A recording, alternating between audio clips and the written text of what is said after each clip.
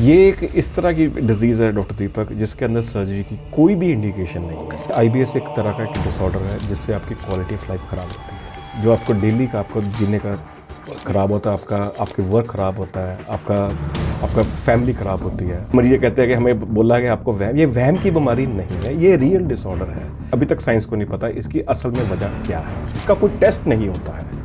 IBS का कोई भी टेस्ट अवेलेबल नहीं है। आईबीएस हम तभी कहते हैं जब पेशेंट को सिम्टम्स पेन का हो रहा है, पेन हो रहा है और उसका पेट फूल रहा है और दर्द हो रहा है। हमारे गट यानी कि इंटेस्टाइन में 50 करोड़ से भी ज़्यादा नर्व्स के कनेक्शन होते हैं। इसीलिए हमारे इंटेस्टाइन को सेकंड ब्रेन भी बोला जाता है। हमारा जो ओरिजिनल ब्रेन है और जो हमारा सेकंड ब्रेन है, इन दोनों के बीच में डेली कम्युनिकेशन होती रहती है। अगर इस कम्युनिकेशन में कोई गड़बड़ हो जाए तो एक ऐसी बीमारी हो सकती है जो संसार में 100 करोड़ से भी ज़्यादा लोगों को तंग कर रही है। इसका नाम है इरिटेबल बावल सिंड्रोम यानी कि आईबीएस। क्या पेट में दर्द होना नॉर्मल होता है? क्या रोज पेट का खराब होना आईबीएस होता है? क्या टेंशन की वजह से हमें आईबीएस हो सकता है? आईबीएस क्या होता है? आईबीएस के सिम्टम्स क्या होते हैं? क्या हमें डॉक्टर के पास जाने की जरूरत होती है? इसको डायग्नोज कैसे किया जाता है? आईबीएस का इलाज कैसे किया जाता है? आज इन सारे सवालों के जवाब हम इस पॉडकास्ट के through doctor Ajesh Bansal MBBS MD DM gastroenterology sir से लेंगे। डॉक्टर अजेश बंसल का डॉक्टर पॉडकास्ट में बहुत बहुत स्वागत है। नमस्कार डॉक्टर दीपक। मैं पहली बात तो मैं बहुत शुक्रगुजार हूँ कि आपने इस पॉडकास्ट पे मौका दिया और ये इतना आपने ये टॉपिक इरिटेबल बावल सिंड्रोम ऐसा चुना है कि जिससे आपने सही बताया कि अनगिनत लोग, करोड़ों लोग इस बीमारी से पीड़ित हैं और बहुत इस बीमारी के बारे में लोगों के मन में कन्फ्यूजन्स हैं, मिथ्स हैं। चलो आज मिलकर कुछ बातों को क्लियर करें जिससे लोगों के अंदर जागरूकता पैदा हो, जिससे उनके दिमाग में जो अनफजूल बातें या किसी लेके लोगों को, सबसे बड़ा तो इस बीमारी को जब भी कोई पेट दर्द होता है लोग इस बीमारी को एक बड़ी बीमारियों जैसे कैंसर के साथ रिलेट कर लेते हैं। चलो आज इसको डिस्कस करते हैं आपके माध्यम से, जिससे इस बीमारी के बारे में हम जागरूकता पैदा कर सकें। सर, पेट में प्रॉब्लम होना बहुत ही कॉमन है। डे टू डे लाइफ में हर किसी इंसान को कभी ना कभी पेट में प्रॉब्लम हो ही जाती है। कब सर हमें इस बीमारी के बारे में सोचना चाहिए? क्या होती है ये बीमारी? कब जाके डॉक्टर से मिलना चाहिए? देखिए, जब पेशेंट को 1 से 2 बार हफ्ते में पेन होना शुरू हो जाए और वो पेन कई महीने तक उसको रहे, हम कहते हैं 3 से 6 महीने लगातार उसको हफ्ते में 1 से 2 बार पेन होता है और उसका जो पेन है जब वो स्टूल पास करता है, या उससे बढ़ता है या उससे कम होता है, तब हम आईबीएस के डिसऑर्डर को हम उसको बीच में लेके आते हैं। इसका कोई टेस्ट नहीं होता है। आईबीएस का कोई भी टेस्ट अवेलेबल नहीं है दुनिया भर में। कोई इसका जो टेस्टिंग होती है वो सबसे पहले तो डॉक्टरी मायने से होता है। जब हम कहते हैं डॉक्टर के ओपिनियन से होता है। डॉक्टर क्या करता है, वो आपसे हिस्ट्री लेता है, हिस्ट्री लेके आपके सिम्टम्स पूछता है, सिम्टम्स पूछ के वो ये सारा आपसे बात करता है, आपसे पूछता है आपका पेन कैसे हो रहा है, क्या ये पेन रात को भी होता है, क्या आपको नींद में उठाता है, क्या ये पेन आपको जिससे वेट लॉस हो रहा है। अगर ये चीज़ें हो रही तो हम आईबीएस को हम बाहर निकालते हैं।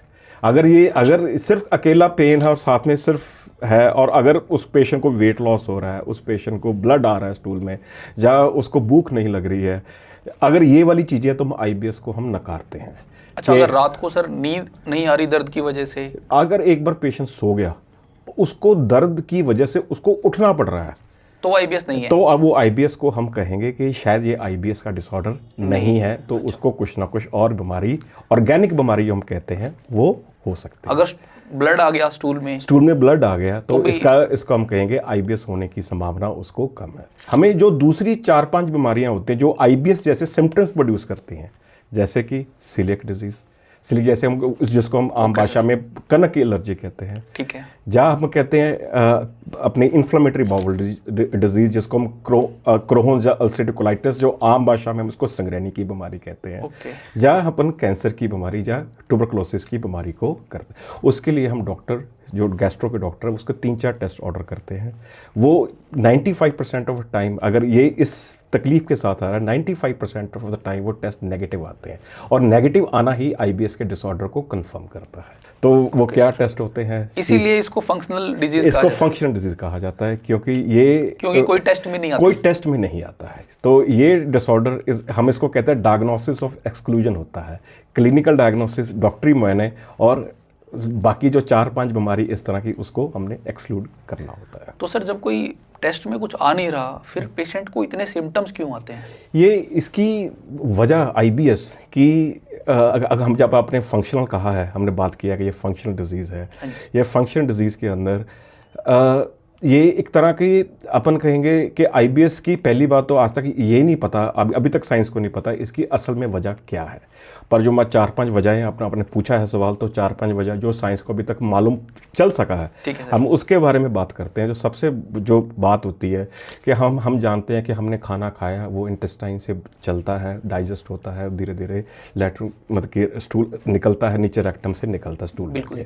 अब इसके अंदर बीच में बहुत सी इंटेस्टाइन की मूवमेंट्स हो रही होती है, जिसको हम कहते हैं मोटिलिटी हो रही होती है।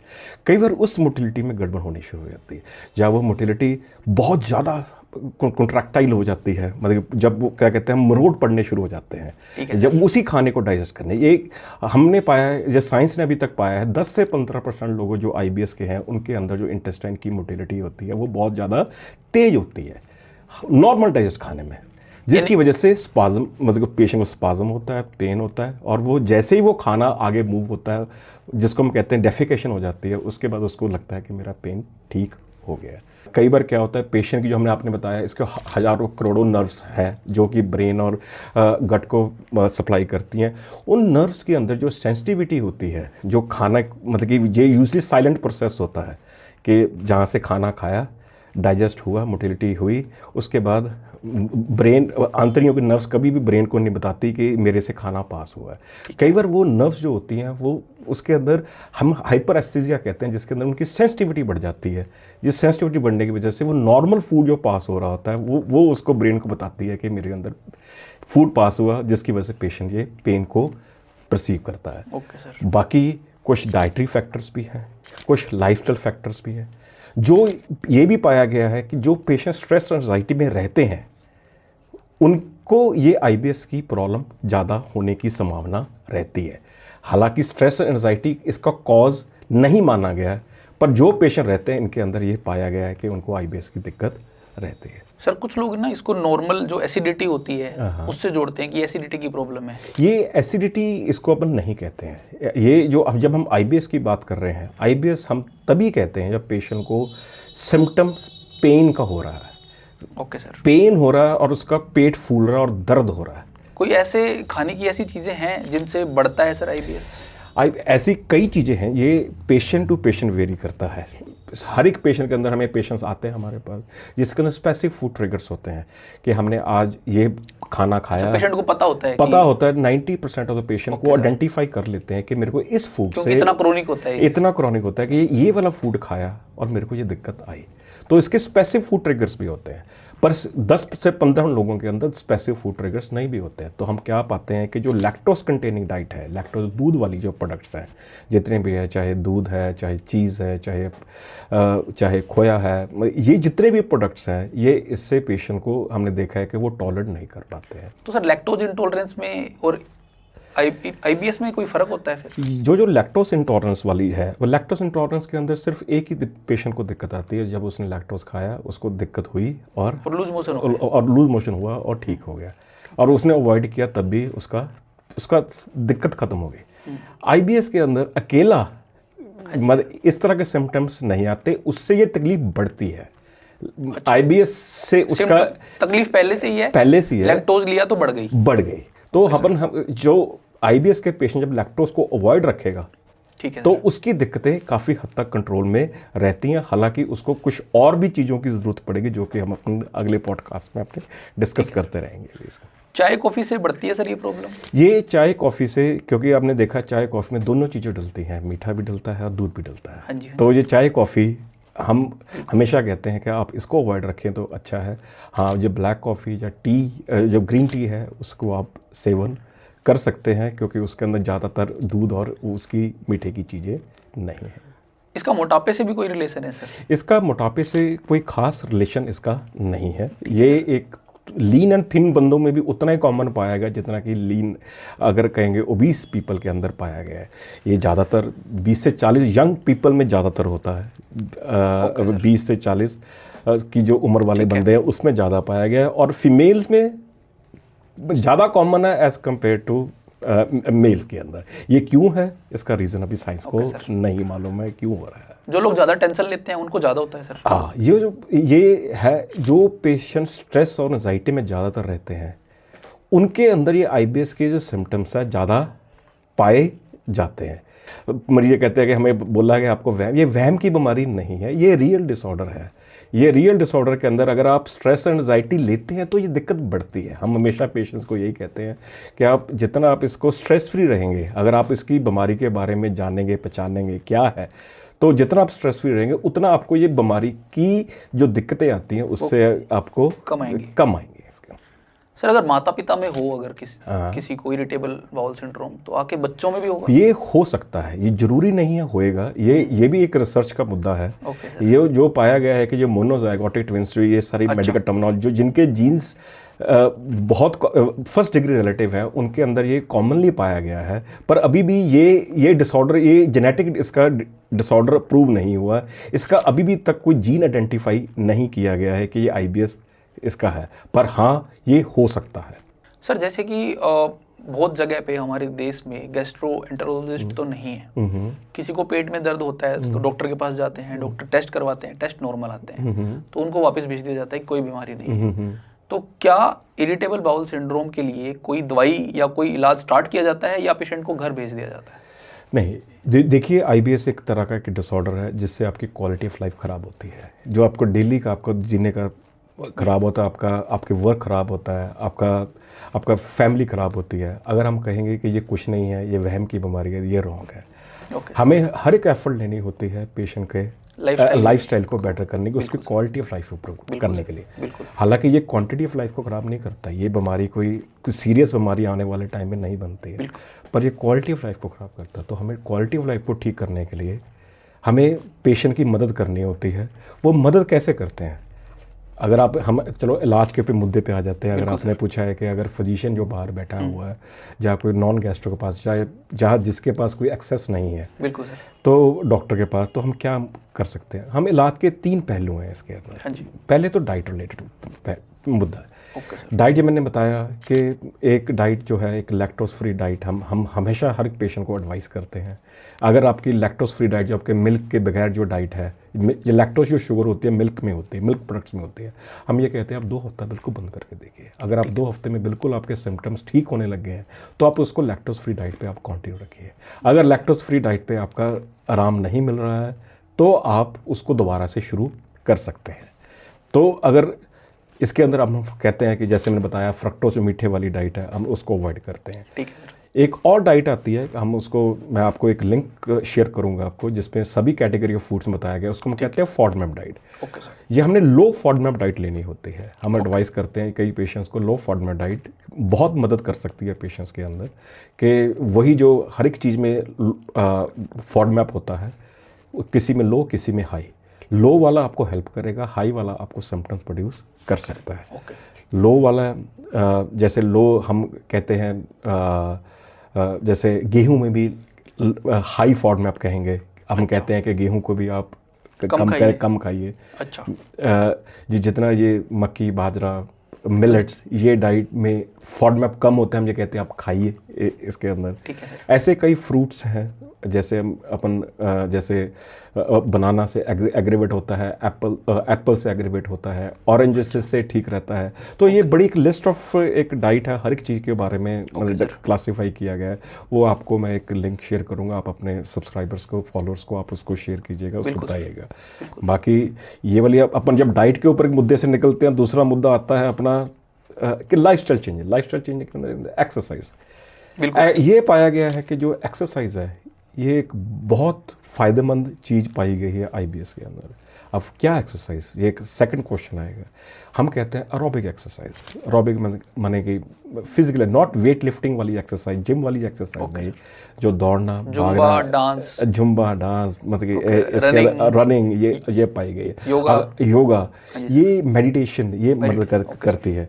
अगर अगर कोई कहता है यार मैं तो इतना काम नहीं, इतना दौड़ नहीं सकता, तो वॉकिंग भी आपको मदद कर सकती है। तो ये एक्सरसाइज। बाकी इसके लिए डिपेंडिंग अपॉन सिम्टम्स, इसके बाद फिर हमारे पास कई तरह की मेडिकेशंस आती हैं जिससे अपने पेशेंट को हम उसके जो तकलीफ़ अनुसार, किसी को कब्ज रहता है, पेट दर्द का, किसी को डायरिया रहता है, किसी को दोनों रहता है, उसके हिसाब से हम उसको मेडिकेशन अपने डॉक्टर एडवाइस करता है। और 70 to 80% पेशेंट्स का इसके अंदर आराम मिल सकता है अगर हम ये तीनों चीज़ों को अपन फॉलो करते हैं। तो क्या सर ये ट्रीटमेंट लाइफ लॉन्ग चलता है?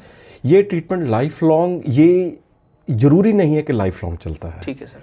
ये ऐसा नहीं है कि ये लाइफ लॉन्ग ही चलेगा, पर पेशेंट के सिम्टम्स बीच में आते जाते रहते हैं। जैसे मैंने बताया कि अभी हम इसकी डेफिनेशन यही कहती है कि हफ्ते में 1 से 2 बार लाइफ टाइम सर ये होता रहता है।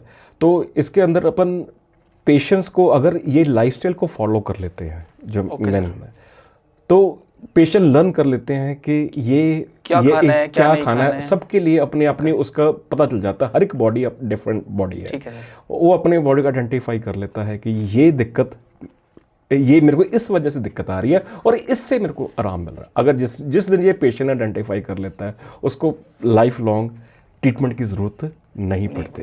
पर जो आइडेंटिफाई, ऐसे भी पेशेंट जिनको आइडेंटिफाई नहीं होते हैं, बिल्कुल सर, तो उनको अक्सर मेडिकेशन की लंबी ज़रूरत पड़ सकती है। और ये कई बार ऐसा भी पाया गया है कि ये डिसऑर्डर आया, हमें जब बताया, इसकी हमें वजह नहीं पता कि ये क्यों आया। अच्छा। और हमें ये भी पाया ये गायब भी हो जाता है, ये भी नहीं पता क्यों गायब हुआ। तो ये जो डिसऑर्डर है अपने आप ही आता है और कई बार अपने आप ही चला जाता है। किस में जाएगा ये नहीं बता सकते। ये नहीं बता सकते, इसका कोई टेस्ट, कोई मापदंड नहीं है। ट्रीटमेंट लेने के बाद सर कितना इंप्रूवमेंट हो जाता है पेशेंट में? ट्रीटमेंट लेने के बाद 80 to 90% उसकी दिक्कत ओके रहती है। बहुत बड़ा मतलब नंबर ऑफ पेशेंट ठीक हो जाते हैं। नंबर ऑफ पेशेंट ठीक होते हैं। आपकी बातें सुनकर मुझे लग रहा है सर कि इंडिया में बहुत लोग इग्नोर्ड होंगे जो पुअर लाइफस्टाइल के साथ, पेट दर्द के साथ जी रहे होंगे, जिनको पता ही नहीं है कि शायद इसका इलाज हो सकता है। यही सबसे बड़ा है।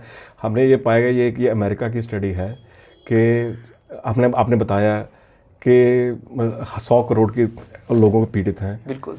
तो मतलब ये इसका टोटल है कि 11 से 13% पॉपुलेशन, अगर इंडिया की 140 करोड़ की पॉपुलेशन है, मान के चलिए 15 से 20 करोड़ लोग, 20 करोड़ के करीब लोग आज इससे पीड़ित हैं। और 20 करोड़ में से सिर्फ 15% लोग किसी डॉक्टर के पास पहुंचते हैं लाइफ टाइम के अंदर। मैक्सिमम लोग इग्नोर्ड हैं, या तो खुद से इग्नोर करते हैं या वो कहीं से इग्नोर्ड होते। 85% पॉपुलेशन, जो ये अमेरिका की स्टडी, 85% पॉपुलेशन कभी वीक में 2-3 बार दर्द होना तो बहुत बड़ी बात रहती है। बिल्कुल सर। वो इग्नोर करते रहते हैं, कोई गैस समझ लेता है, कोई तेजाब समझ लेता है, कुछ इस तरह से समझते रहते हैं। क्या इससे वेट लॉस भी होता है सर?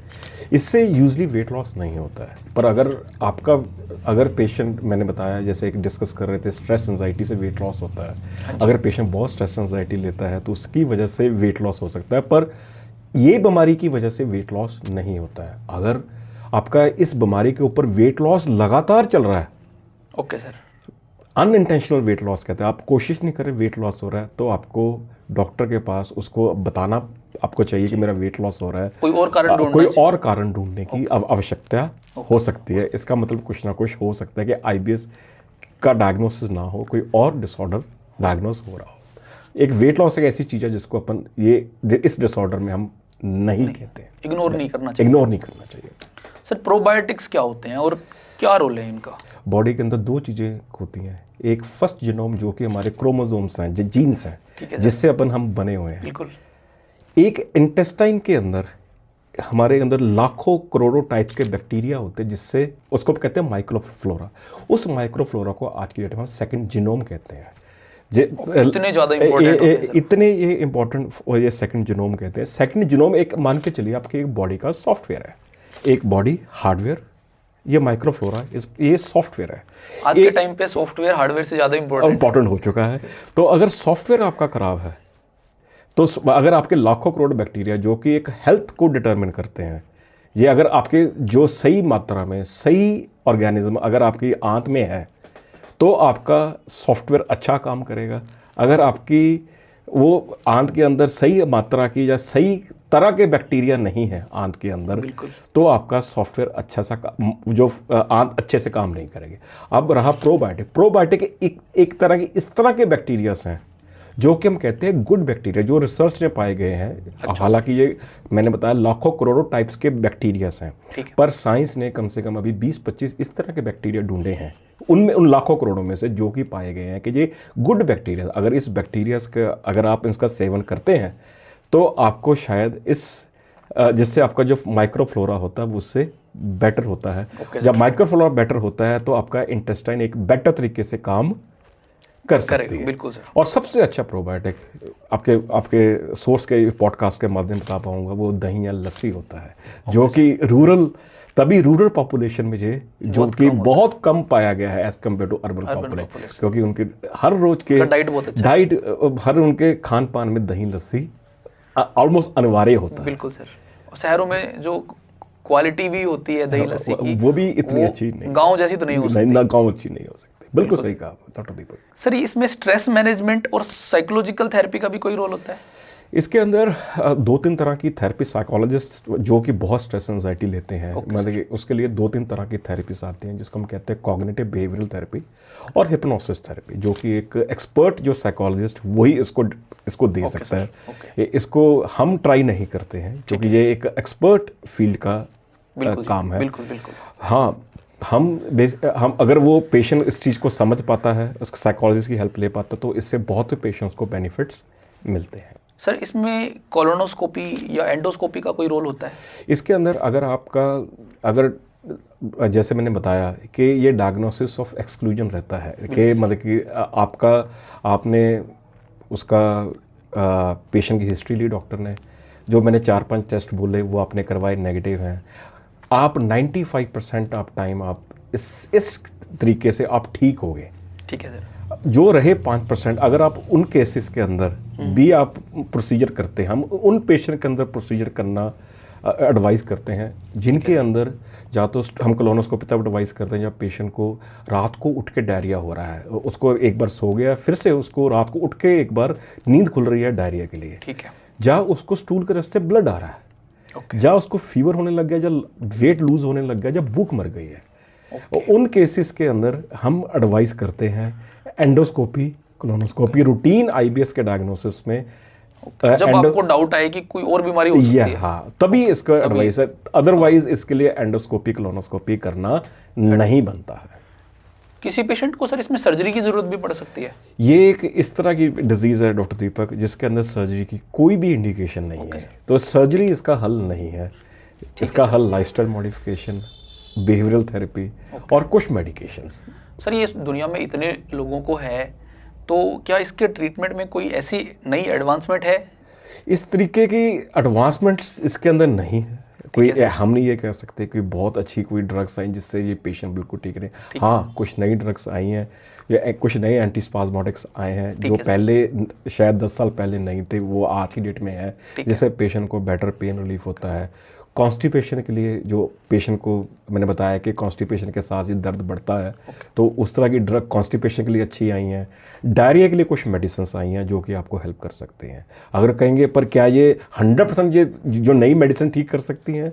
नहीं कर सकती है, पर 80 to 90% आपको रिलीफ दे सकते हैं। सर ये हमारा आज का पॉडकास्ट था जिसमें हमने इरिटेबल बाउल सिंड्रोम के बारे में आपसे सारे डाउट्स हमने पूछे sir. Thank you very much sir for clearing our doubts. Thank you sir, thank you doctor Deepak, thank you. बहुत अच्छा लगा आपसे मिलकर आज। Thank you sir. मतलब एक आपके पॉडकास्ट से मैं एक मैसेज जो कि ज़रूरी है कि एक आईबीएस से डरने की ज़रूरत नहीं है। ये एक इस तरह की दिक्कत है कि जो क्वालिटी ऑफ लाइफ को ख़राब करता है, इससे डरने की ज़रूरत है। जितना ही आप इसके अंदर डरेंगे, जितना आप इसके अंदर स्ट्रेस लेंगे, एंजाइटी लेंगे, उतनी ही दिक्कत आपको ये ज़्यादा महसूस करवाता है। जितना आप इसको डायग्नोस करवा कर, इसका पॉजिटिव डायग्नोसिस डॉक्टर के जब सलाह से लेते हैं, तो आपको एक तरह से सुकून मिलना चाहिए कि आईबीएस ही है, इसके अलावा कुछ भी नहीं है। क्योंकि अगर आप इसको, अगर IBS को आप एक बीमारी मत समझिए, ये एक सीरियस डिजीज नहीं है जैसे हमने ठीक है सर, डिस्कस किया, बिल्कुल। बस ये क्वालिटी लाइफ को ख़राब करता है। तो इससे माइंड पे इम्पैक्ट मत करने दे, इसकी वजह से स्ट्रेस और एंजाइटी ना लें।